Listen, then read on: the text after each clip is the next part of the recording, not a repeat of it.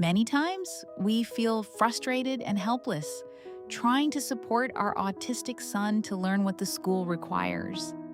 It is not his fault. We, as parents, need to find the bits and pieces and the ways to make him able to understand. One method that helped us is TEACCH. Not the 100% theory, but many parts that we at least could use as guidelines. They made us think and adapt and brought us away from pure guesswork. For us, it reduced the meltdowns. It built his independence. Treatment and education of autistic and communication handicapped children. Sounds scary and academic, but here's the thing. Once we understood what it actually was, we realized we had already been doing bits of it without knowing.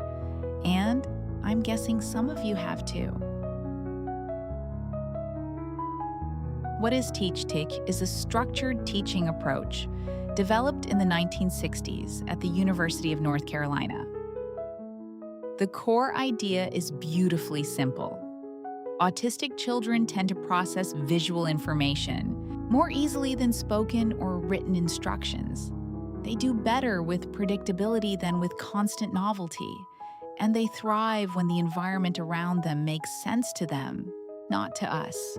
The philosophy behind TEACCH recognizes common traits like a strong preference for visual learning, challenges with social communication, sensory sensitivities, and a detail-focused way of thinking. And rather than treating those as problems to fix, it uses them as the foundation. So, instead of endlessly repeating verbal instructions and hoping they land, TEACCH asks, what does my child's environment show them?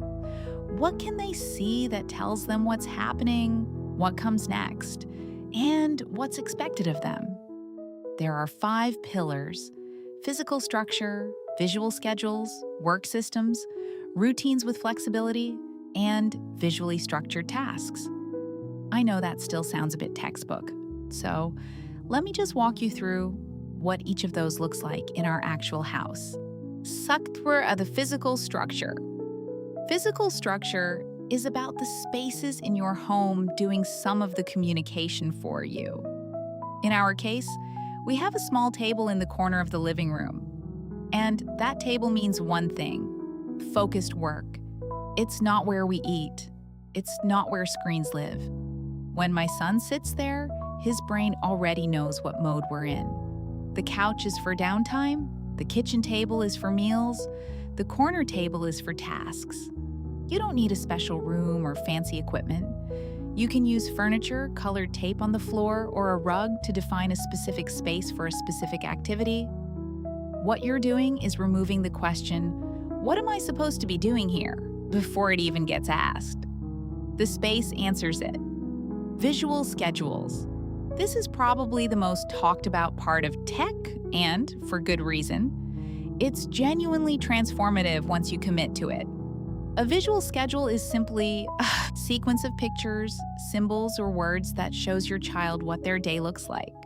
Morning routine: school, lunch, free time, bath, bed. We use a laminated strip on the fridge with Velcro pictures. When an activity is done, my daughter turns the card over. That physical action, flipping the card, gives her a moment of closure. That's done. This is next. No arguments about whether she really has to do her homework before screen time. The schedule says so. It's not me anymore, it's just the plan. Even before implementing other TEACCH components, a simple visual schedule can immediately increase predictability and reduce anxiety. If you're only going to try one thing from this video, let it be this. And here's something I didn't expect. When things do change, like a canceled appointment or an unexpected visitor, the schedule actually helps manage that too. Because you can show the change on the schedule, you add a new card, or remove one. It externalizes the disruption, instead of it living as anxiety inside your child's head. Work systems. A work system answers 4 questions for your child. What do I do? How much? How do I know when I'm finished? And what happens after? Think of a homework basket. Left basket, tasks to do. Right basket, finished tasks. Your child picks from the left, completes it, moves it to the right. When the left basket is empty, they're done, and then there's a visual cue for what comes next. Maybe a picture of their favorite game. Shoebox tasks are a classic TEACCH example. Small, self-contained activities in a box that a child can complete independently, building confidence and a sense of achievement.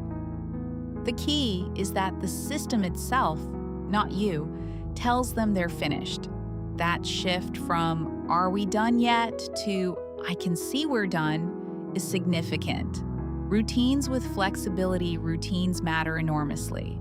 But one thing TEACCH gets right is building flexibility into the routine rather than trying to eliminate routine entirely. We have a morning routine card, 8 steps, every morning, same sequence. But step 6 used to be brush teeth. And when my son lost his toothbrush, the whole morning collapsed.